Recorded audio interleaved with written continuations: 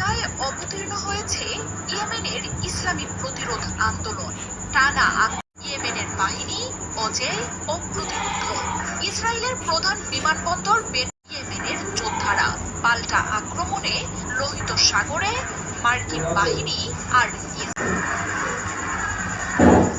2 বছরের যুদ্ধে গাজা দখলে নেয়ার পথে নেতানিয়াহুর যত বাড়ছে, ইসরায়েল জুড়ে তাণ্ডব ততই বাড়াচ্ছে ইয়েমেনের প্রতিরোধ ভান্ডার ধ্বংসের দাবি করেন মার্কিন প্রেসিডেন্ট ট্রাম্প।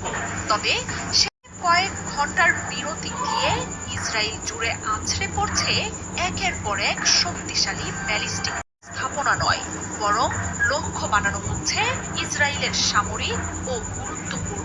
সবচেয়ে গুরুতর ব্যাপার হচ্ছে অঞ্চলটিতে থাকা মার্কিন ও ইসরায়েলি যুক্তরাষ্ট্রের আধিপত্য। স্থানান্তরযোগ্য হাজারো রকেট লঞ্চার, পাথুরে গোলক ধাঁধায় দলটির হাতে থাকা solid fuel hypersonic ballistic missile আরও দ্রুত প্রতিরক্ষা ফাঁকি দিতে সক্ষম অত্যাধুনিক মিসাইল প্রযুক্তিও রয়েছে দলটির হাতে।